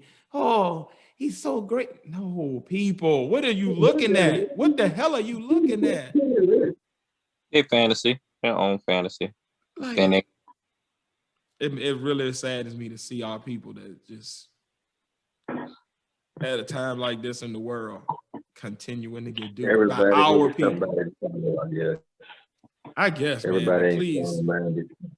You know what? Change who you're gonna follow. If you gotta follow somebody, at least like it's like an addiction. Like, if you got that addictive trait, don't go to drugs. Go to working out. Go to eating right. Go to reading books. Like, find an addiction that's gonna at least grow you and help you, not following leaders that are gonna end up just taking your money. Black people got the Black Messiah syndrome. Always waiting for the next Black Messiah. But the people we putting our hope in for that, it's horrible. I was down with, okay, if you want to go Martin, okay. All right, I can roll with you. You want to go Malcolm, okay. You want to go to Black Panthers, okay. But this? They're like great value. He's done nothing to deserve this. Nothing. Like great value Malcolm X. Man, even great value food be tasting all right. It ain't that bad. The old Umar is like the shit that went rotten on the shelves and they done threw it out back and somebody done rolled up on the dumpster and we can use this. Change the X-Box. He the type of food that give you dysentery. Straight up. But that's this week's Umar Weekly Update, man. Now from that to this next topic is a little different, but I saw some news about it this week and I just wanted to kind of open the conversation up. It's a conversation we've never really had on this show, so it's a little different than the stuff we usually cover, but basically, South Dakota and Mississippi have recently passed bills that are not allowing transgender people to compete in sports with people of their new gender. So, like a dude that has transitioned into a female, they can't play female sports. A female that transitioned into male can't play male sports. Do y'all think transgender people should be allowed to play in sports with people of their new gender, or no? That's a good, yeah. that's a touchy subject. If y'all need some processing time, I understand. Oh no, I've already processed mine, but just because I know Pat's answer is going to have me rolling because he's going to be trying to be so PC. Pat, you go first. All right, time to just time to work right into the Lions den, man. Right into the Lions den. All right. My answer ain't that PC, man. I don't think so. Like, because at the end of the day, genetically, like, this is how I kind of felt like with Caitlyn Jenner or whatever. Like, you know how Caitlyn Jenner had Woman of the Year or whatever? Mm-hmm. I felt like that there's women that's been women longer than he's been a woman that probably deserve Woman of the Year. So you decided just like a year ago you're going to be one, and then now you think you can get all the benefits that are designated to women. Mm-hmm. like the period. That's I feel like that's disrespectful for women that's been women all their lives or whatever, and they had to fight as women all their lives. And now it just sounds like another way for a man to take away from a woman if you really just think about it like that. Like, here's my PC moment. I might be wrong. I might be ignorant. But to me, that's how it is. In general, like, you can't just change genetics. A woman told me this. You just can't change genetics. We haven't got that science yet. Or whatever. Okay. So if that's your viewpoint on that side, is that the same way you feel about a woman transitioning into a man? Now that I didn't really even think about on that though. Like, how to say? That's a tough subject because it's like, if she transitioned into a man or whatever, and she tries a man's sport or whatever, will men even care? Yeah. That is okay. Like that. Like that's where, because I'm not a sports head like that. Gotcha. So will men even care if they got to it? If they are, would we? Because men are genetically built to do sports more, just in general, than women. Like, I'm not. If you have a woman competing or whatever, now it's like the only thing I would be worried about is how she going to be treated if she goes into a man's sport, because now you're around a bunch of men and men don't care. Yeah. You know what I'm saying? So, like, I don't know. Like, with that, I feel like it's like, all right, women, if you want to go into a man's sport with your new gender, enter at your own risk. Okay. You know what I'm saying? But at the same time, that's not fair, because now I'm saying women can do men games, and it's just all confusing. You go ahead, Face. Okay.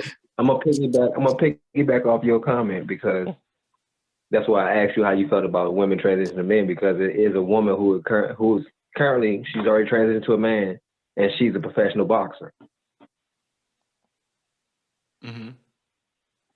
That's, like I said, man. Enter at your own risk. I believe she was on cover of Sports Illustrated last year sometime. And my wife showed me. I was like, what the fuck? But this is my thing. My viewpoint on it all. I don't give a fuck what y'all want to do. Do you? You feel me?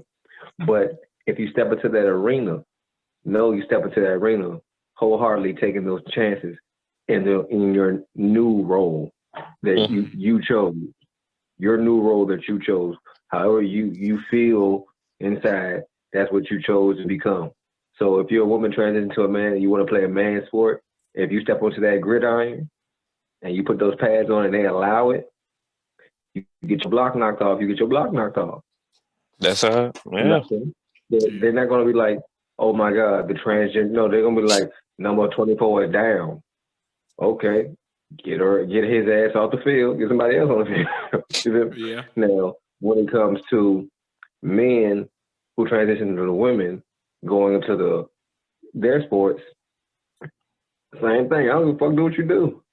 But at the end of the day, realize if those women gonna go extra hard because they know you got traits of a man and genes of a man and the man's strength, they gonna still give you them blows. They gonna give you even harder blows because they know. You feel me? Like they gonna be aiming for you, be gunning for you. So this like you putting a target on your back. You feel me? Like I have no personal feelings at all because one, I don't play no professional sport, so I don't care less what y'all do. Two, I just don't give a fuck. Right. Wasn't a movie to each his own? But my whole thing is, if you're willing, just like with any situation, if you're willing to take your step into that situation, you need to know the circumstances, the pros and the cons. And if you're willing to take that full step and take the other step behind it, knowing all the information, hey, decision is yours. Whatever happens then, it just happens to you. Now, in youth sports, I feel it's something different. You feel me? As adults, that's one thing. Do what you want to do. But in youth sports, you have to sign your child up for youth sports. You feel me? Mm-hmm. You know wholeheartedly if you're allowing your child to transition into whatever they want to be, you know wholeheartedly what harm you're putting your child in the way of. So at that point, I feel there's neglect on the parent at that point. You feel me? I'm glad you brought that up. That's just like, what's the movie Rodney Dangerfield, Ladybugs, when the little boy. That's what I was thinking. That was the movie. Soccer team. You feel me? Like, I'm a movie buff. I was thinking that was the movie I was thinking about. Yeah. You feel me? So, but look in the other direction. You feel me? Like, what if it was a little girl transition to a boy and her dad want to get out there. You want to be a boy so bad, get out there on the football field. I'm pretty sure it was a movie about that too. You're willingly putting your little girl in harm's way. I'm sorry, your little boy now in harm's way because you know that don't need to be happening. So I had a point like when he brought that up. Children do what they're allowed to do. Like I almost feel like, especially when you brought up the children's sports or whatever, the coach knows that child is genetically a man. You know what I'm saying? That almost feels like you're cheating. Like, you know that, you know what I'm saying? Like, there's a good chance that they're going to dominate whatever woman's sport they're in just because genetically they're not a woman. Well, I should say not a girl, and that because they're a child, pretty much. So, like, I just feel like that's a lot of that's funny too. Like, I feel like you're cheating on that side. So, I mean, yeah, it's a touchy subject. I mean, for me, it ain't that touchy. I wouldn't allow as a parent. It's gonna sound fucked up to some people, but so what? I'm me, and I really don't give a fuck what nobody think about how I feel about some shit. So as a parent, if my child, if the knowledge came to me that my child was on the team with a transgender, like when my child is older and they're in high school and they got to play high school sports and people in high school get undressed in front of each other, I'm not gonna be cool with that shit. Me personally. If that knowledge comes to me, I'm like, my child got to get pulled off the team. I'm not comfortable with that shit because you put my child in situations that they're mentally not ready for right now, and they haven't been exposed to. And I want to be the one to give them that knowledge, not just throw the shit into them just because somebody else feels a certain type of way. So I mean, me personally as a parent, and if that situation ever arises, I as a parent would pull my child out of that situation because I'm sorry, that's just me. I don't want my child around that shit. You feel me? Like, there's a lot of shit our children are exposed to extra early nowadays because everything is based on how somebody feels. I mean, it's still childhood innocence. It should still be some type of thing. You feel me? Like, we should still have some type of childhood innocence. Yeah. We always say kids growing up too quick, but now we're forcing them to grow up with this new era of everybody being accepting of everything. Yeah. Can't accept everything, man. When you accept everything, world bends into chaos. Because if you try to please everybody, there's a reason why some people need to be mad. You can like, everybody doesn't get their way. When everyone gets their way, it's chaos. It's total chaos when everybody gets what they want based on how they feel because you're mad and you're crying. Just imagine having a house full of kids. Every one of them wants something different, and every one of them crying. You feel me? Two of them want the same toy, and they crying. It's only one of the toys. You can't please both of them, man. Can't give everybody what they want. Y'all gonna spend this fucking world in the outer fucking space even more. Y'all thought 2020 was chaos. Keep giving everybody what the fuck they want. Yeah, I think for me, since I don't really care about the societal piece, like I don't care what you're doing. Like I'm real big on libertarianism in this way. Like I feel like everybody had the right to do whatever the hell they want to do, except for in private establishments, because those usually belong to somebody. I think for me, just keeping it with the sport, like I don't care about that Woman of the Year shit and all. Like that's a fight for people who care about that particular award. But I like sports, and I participated in sports for a long time, and I just look at it from the danger aspect. Like when y'all was talking about genetics, like you can't change that. You can't change the way a bone structure in a man develops. Exactly. You can't change the way muscle density develops necessarily. Like you could take hormones to kind of slow down those effects or reverse them a little bit. But for the most part, a man's body is designed genetically to be built a certain way. So even with all of that, he's still going to have more dense bones. He's going to be able to withstand certain things more than a woman in certain areas. Like that's just genetically how we made up. So until they can change that, when it comes to sports in specific, I don't think a male that the transition to a woman should be allowed to play certain sports with women. Like if it's a sport where it's already like gender don't matter anyway, then cool. But I feel like the reason a lot of sports are separated by gender is to give equity, because if you put both genders on the exact same playing field, like in a sport like football, even if you have outliers, like there's a girl now who got like a Division I full ride scholarship for football. As you move up in level, there reaches a certain point where even if you are amazing as a woman, it's going to become more dangerous for you as that same body, because your body is never going to be able to reach the exact same physical traits that a man naturally has. And if y'all are equally working the same hard, y'all can take steroids together, all that, the man is going to naturally be just a little bit bigger, just a little bit more dense. And when he hits, his body's going to withstand that impact a lot more than your body. Like that's just how that shit works. So you're literally putting those females that transition into males in a higher risk of danger just for the sake of saying that they're able to do it. Like to me, if you're going to, like, that just don't make sense. It's a reason that the lingerie football league or the women's professional football leagues or all these women that play professional football, it's a reason that you don't have one in the NFL, because on that level, it's a difference between your maxed out 250 pound body going up against a 300 pounder every single play. And this 300 pounder is chiseled, dense bone man. It's just different. And your body's gonna react different to it, and you're gonna be at a higher risk of like getting a major injury that can change your life. If you're a male that transitioned into female, same thing. Like I saw some video where it was like a women's basketball league.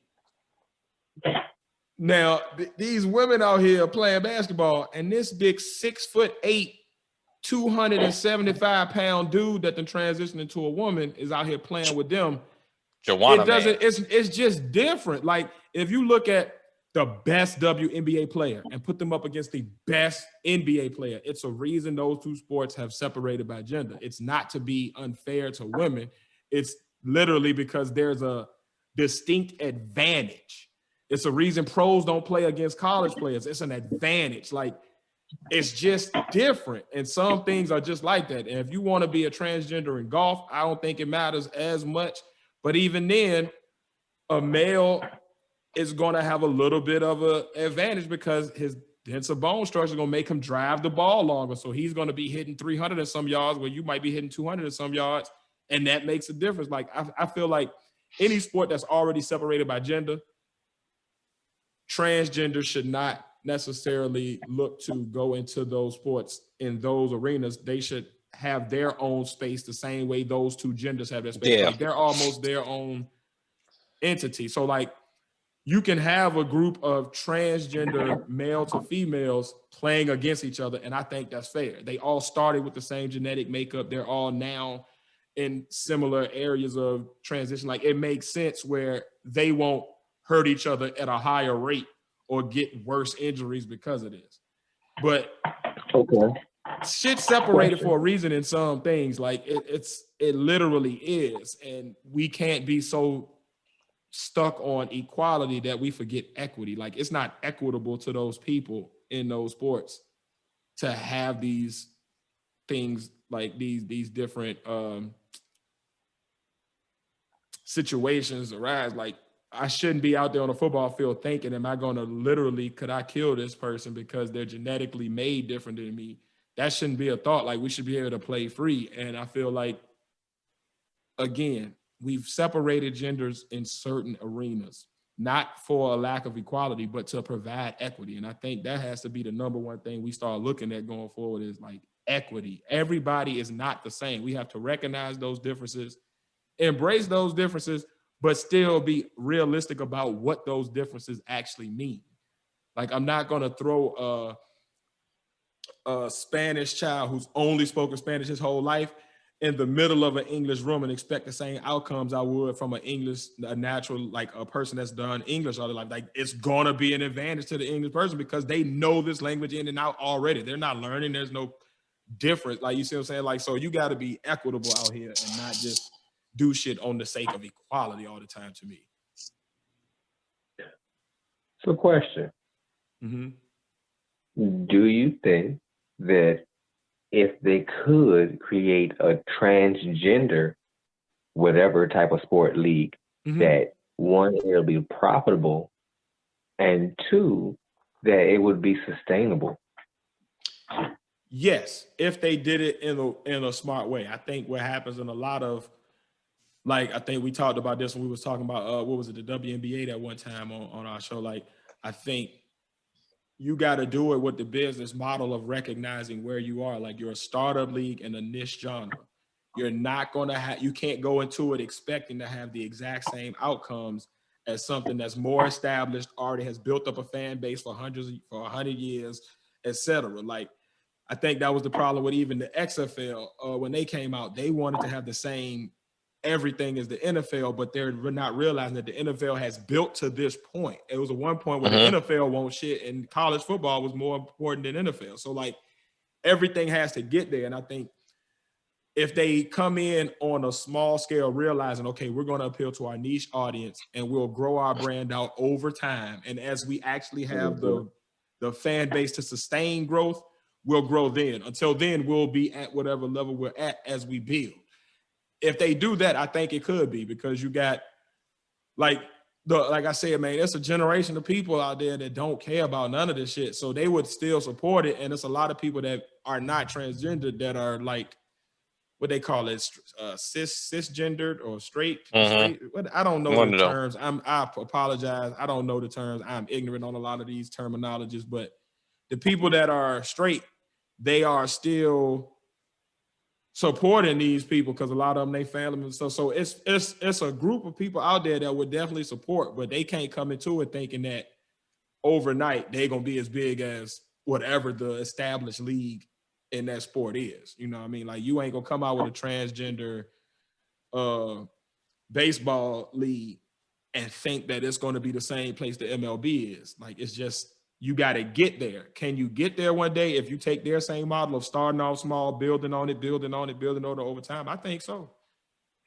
Because you got them television stations that pop up that are like, it's for certain niche communities. It's just for it's targeted at these particular groups of people, and they are starting to grow and get bigger than some of the major television networks. But it's been over the past 10, 11 years that they've been building to that point, as opposed to like coming out the gate, we're going to throw billions of dollars at it, and then you have nothing to recoup with, because that's not the money you're going to generate. So I think if they don't follow the flaws of the way that WNBA came out, or the XFL came out, or these other smaller leagues that tried to come out on the same level as the largest establishment, they can work it. Like, I think a smart way to do it would be like what AEW did when they came out. They're a smaller league than WWE as far as professional wrestling. They're a smaller entity.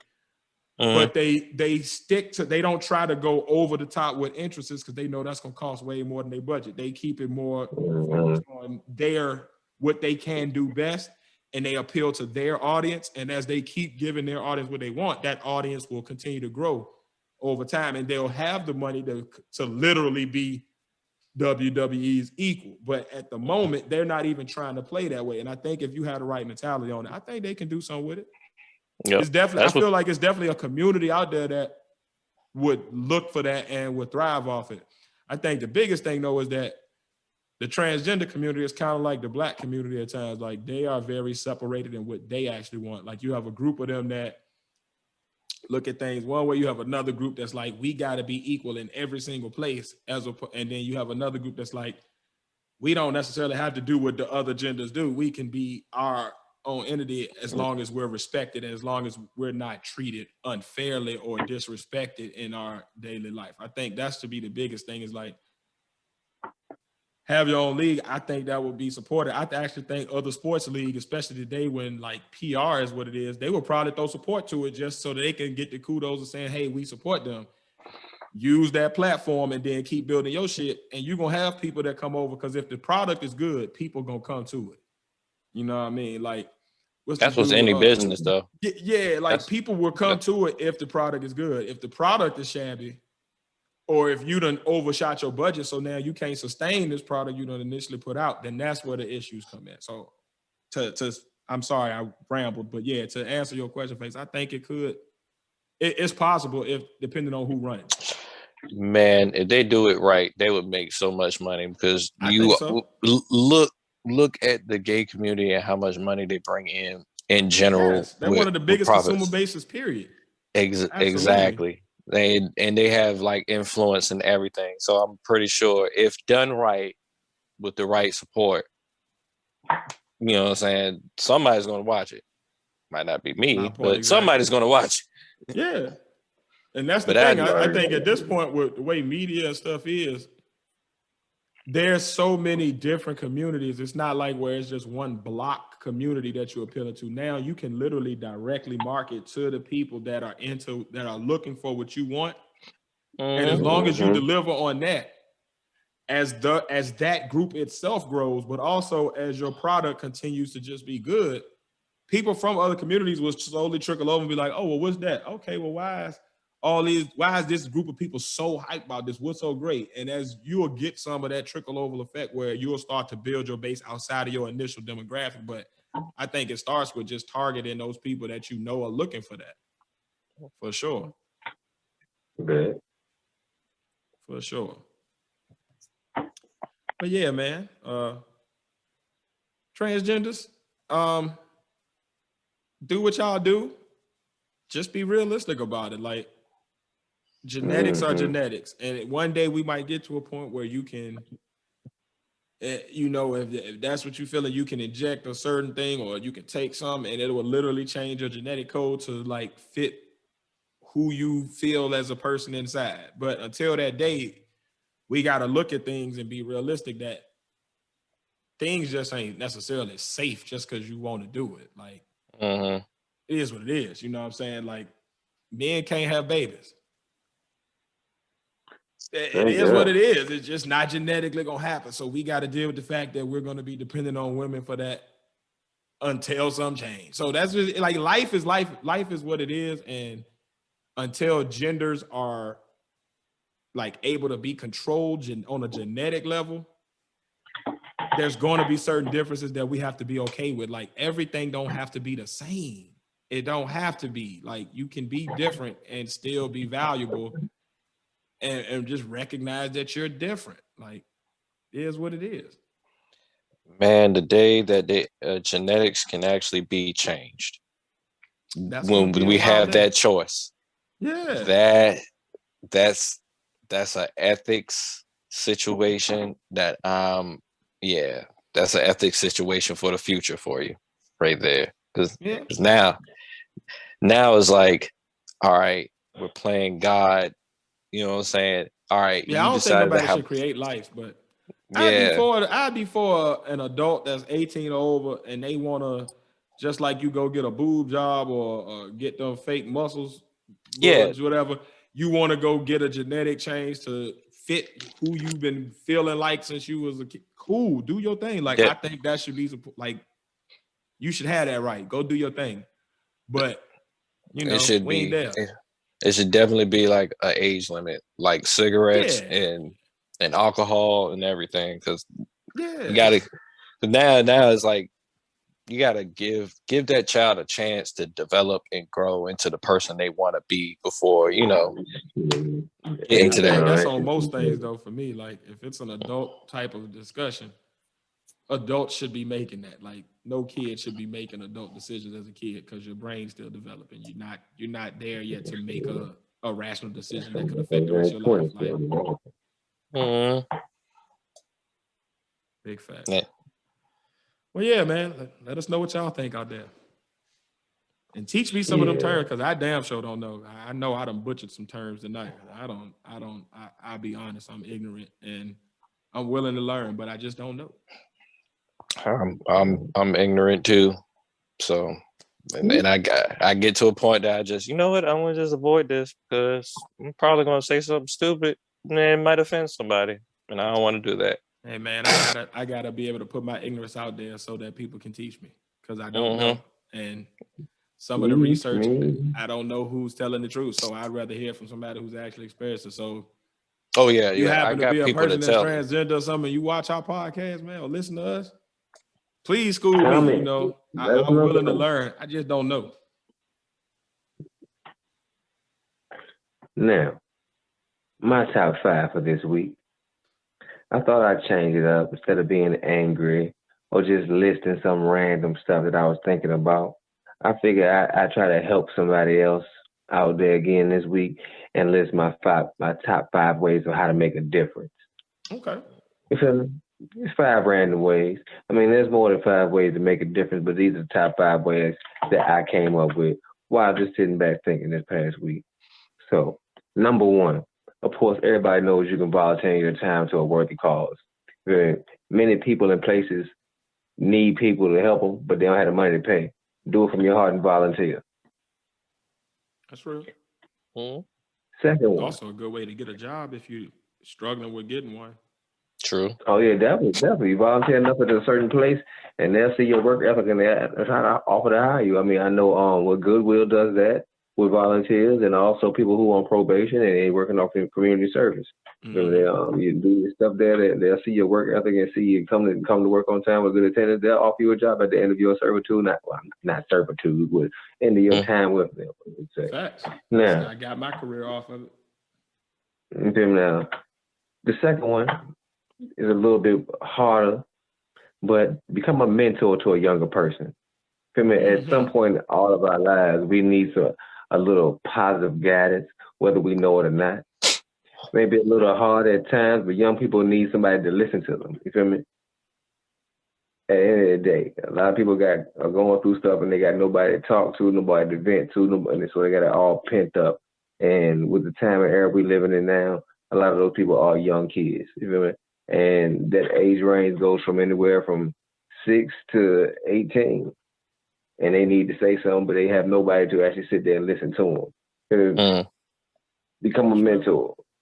I mean, there's a lot of different mentor programs out there you can go to. I mean, YMCA, Boys and Girls Club. There's a lot of different stuff you can do to try to help somebody young.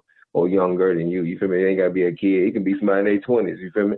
If you know somebody at work, you see them fucking up all the time. You know the way to get them out of it. Offer them some advice. They ain't gotta take it. Just offer it. You feel me? Like you know, in your heart, you're doing something good. Just offer the advice. Don't. Hey man, if I was you, I'd do. Hey man, you know this happened to me one time before. I did this and helped me out. I don't know if you want to take that piece of advice, but go ahead with it. That's it. That's real. Offer it at least. You feel me? Like be that OG that people need sometimes. Don't sit back and let a man keep fucking up. If you know you got the key to the city and you can help him not fuck up, help him do that. Help him not fuck up. Now, third thing on my list to help make a difference is simply just having a conversation with somebody you have nothing in common with. It may seem like having a conversation is not in the realm of this list, but you'd be surprised what can come through with insight and growth with having just a simple, honest conversation with somebody you have nothing in common with. That's how you learn about in my other line of work. You feel me? Like every day you encounter people with different cultures, but you never stop and ask a simple question. You may think it may be intrusive, but you may be thinking, nah, I ain't gonna ask this. You'd be surprised. People are a lot more talkative than you think. Yeah. Just simply, you see somebody, you got an accent. Oh man, anybody I meet with an accent, where you from? Well, why are you asking that? Because your accent. I just want to know. You got a peculiar accent. I don't have an accent, so I want to know where everybody with an accent is come from. I mean, people tell me I sound a certain way. I don't think so, but hey, where are you from? I met people from Boston, Romania, different places just based on their accents. You feel me? So I mean, have a conversation. You find out different about their culture. You find out different about stuff that y'all may have in common that you thought y'all may not. But that conversation, it brings growth and builds bridges. You feel me? Like that's real. I think people will be following your advice when they see me out and about. When COVID was around, I was like going to bars or whatever. I think people be taking your advice because, you know what, I want to randomly talk to this guy. I just be by myself. And then all of a sudden, hey man, how you doing? And blah, blah, blah. I'm like, why is this guy talking to me? I was like, all right. They just trying to learn about somebody new. I guess so. But yeah, just say that. Now, the fourth thing, give to a charity that supports a cause that you can champion. Now, important thing there, give somebody who supports a cause that you can champion. A true cause. Nothing that's fake, nothing that has no backing, some true factual that you can have sustainable data on that you can support. If you're going to give to that charity. Me personally, I often give to the charity that does research for juvenile diabetes, because of course my oldest is a type 1 diabetic. So by me giving, I know I'm assisting and aiding in positive research for possibly helping her in the future and other people and other kids in the future. And I know, hey, I'm just helping out too. Feeling like I know I'm helping out. I may not be giving a lot at a time, but the little bit I give, hey, it does help out. Yep, every little bit helps with something like that. Yeah. And the number 5 thing, I think, and I'm directing this to all Black people. You feel me? Like, whatever culture you are, I have no problem because I'm not a racist. I've grown and I have becoming a more accepting soul. But when it comes to Black people, this really hits home because I see it more often. Pick up trash in your neighborhood. The trash you walk by and throw down on the trash crew, just walk around the neighborhood and fill up some bags. Yep. You feel me? Like the trash you walk by and throw down, it only contributes to the dilapidated nature of your community. You want your neighborhood to look better, you can constantly complain about it, do something to assist it. Every little bit helps. That piece of paper laying on that front yard that you got to walk by to get on the bus, pick that piece of paper up. It's a trash can everywhere, man. Pick the shit up. We all got to wear gloves. We all got to keep gloves with us now. So, I mean, hey, use a glove. Personal responsibility for your own community. Yep. You feel me? Like, it used to be a time where our communities were places of pride and culture. But today we only see them as ghettos, traps, and places of despair. Small things like picking up the trash can go great lengths of revitalizing people's neighborhoods. You feel me? Like, Small things That's like real. that. You never know what they can spark. Just small trash pickups. One person can start a whole team of people like, man, what you doing? I'm picking up trash. Why? Because the neighborhood look just like this. Look like trash. Yeah. Mm-hmm. And I don't want our neighborhood looking like this. You feel me? Like we gotta take pride in where we live. And That's if you don't big take facts. pride in where you live, how will anybody else take pride in where you live? You feel me? Indeed, you don't Like take care of your house, you can't expect your guests to. True. exactly. There's so many cities out there that people talk trash about, and people get the people that mad that live there. Well, y'all say y'all city look like this. Your Yeah. city do look like trash because y'all got trash everywhere. Don't nobody care. Y'all randomly throw facts. shit out the window. Don't give a fuck. Like y'all walk by shit. Like be human. You feel me? Like that's where you live. Are you gonna throw trash around in your house? Inside your house? You gotta step over there today? Nah, you ain't. And if you do, you just a nasty ass motherfucker. Don't be like that Big where you facts. live at, man. Support your community. Love your community. The more you pour into your community, the more it should pour back into you. But I guess that's not a thing no more because the time of community, it seems to have faded in most of it, at least most of America. But we need to come back to that time of community and community strength because in those days we had true community strength, a lot of BS is going on in a lot of communities was not going on because you had that strength in community. That's big facts. We need to go back to those times. Maybe a little old-fashioned thinking to me, but hell, there's a lot of neighborhood problems that a lot of people have in their neighborhoods with drugs and these little young gangs and little young people with nothing to do because they don't want to go to school. I remember back in the day, everybody used to whip their ass. Yeah. Yeah, it was a Let community. your next door neighbor catch you. Oh, your mama at work. Your mama at work. Why you out here? Because I want to be. You want to be. Oh, okay. I'll be right back. But nowadays, everybody's scared of somebody coming back and shooting them. Yeah. Whip their ass when they're young. Mm-hmm. Put the fear of God in their ass. Community starts with the little kids. Yeah. It's the age old Takes saying. a village. It takes a village. There you go. Take the words of my mother. It takes a village, right? Mm-hmm. Whip their ass when they're kids. Put the fear of God in their ass so when they grow up, they'll know what consequences truly are. Stop being Bring back scared the of the community. kids. Bring back the community. Start it with picking up trash. Make a difference, man. Don't sit here and complain about you wanting things to change and I wish this and all that. You could be that change. One person can change something. You feel me? Mm-hmm. It's a collective. It's a collective of many ones that make a great change. Yeah. But every great Somebody change gotta it started with something small. You feel me? Everything great starts with something small. Nothing great happens all at one time. Boom, this great thing happened. No, it was something small that sparked it all off. In every instance, That's be true. that something small that sparks that big change, man. Help your neighborhood, help your community, Survey says and that's no all. lies detected here. And that's all. Say top 5, man. Right on. I like that one, man. That's a cool way to kind of glide out the show this week on a positive note. Fix your communities, guys. It's our community. We the only ones that can build it, man. And speaking of community, that brings me to our Black Business of the Week.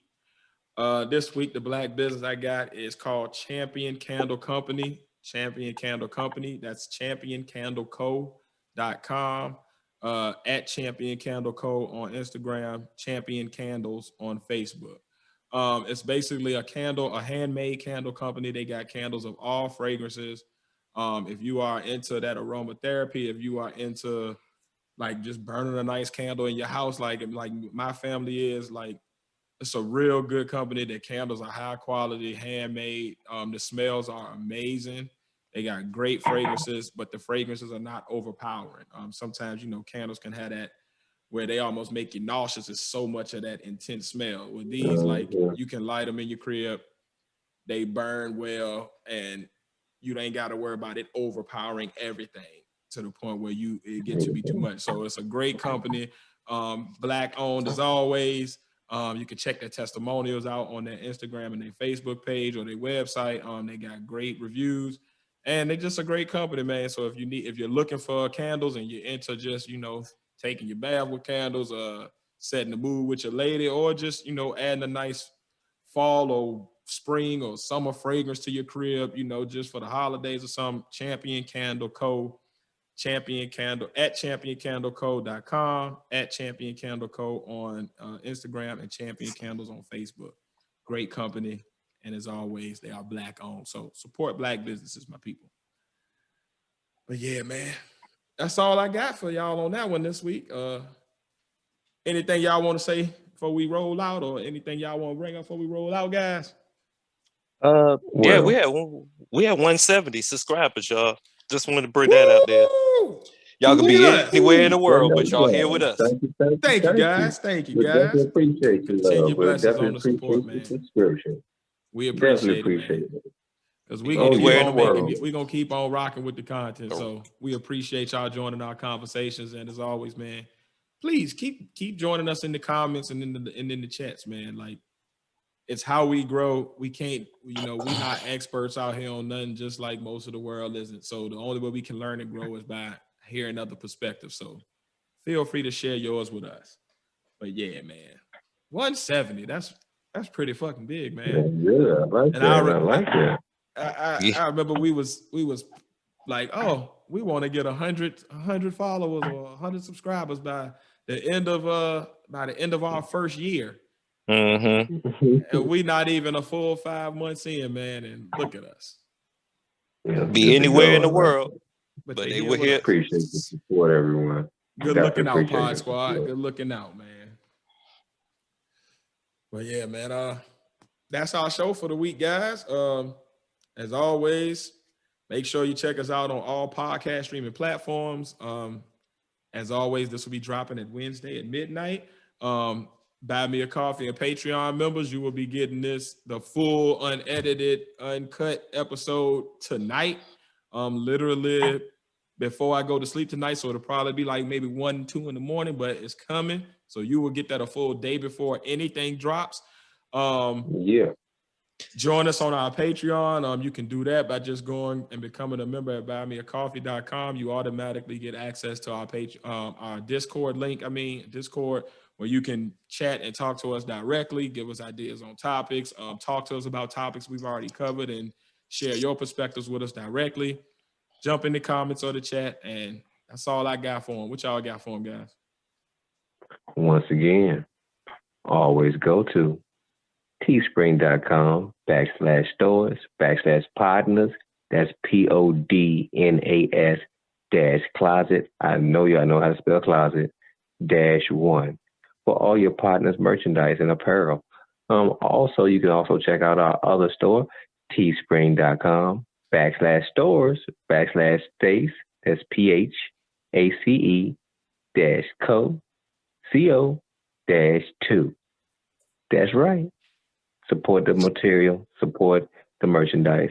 Got clothes, short sleeve, long sleeve, hoodies, kids apparels, bags, phone cases, everything.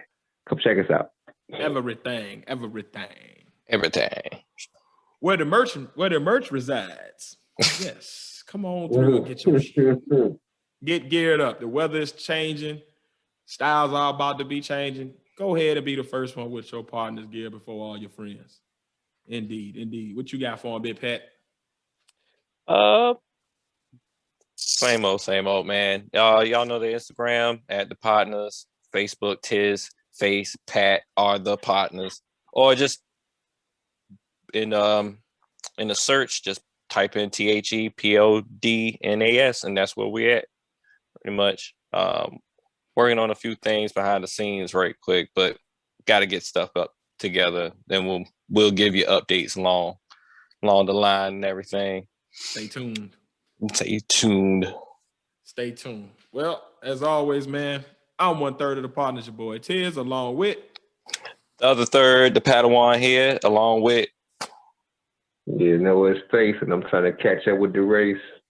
Catch it, touchdown. Well, as Face said last week, we here, and now we out. Peace out, guys. Thanks for joining us, man.